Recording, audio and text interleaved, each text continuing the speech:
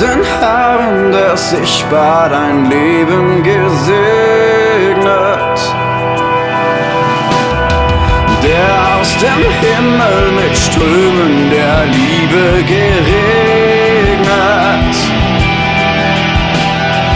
Denke daran, was der Allmächtige kann, der dir mit Liebe begegnet.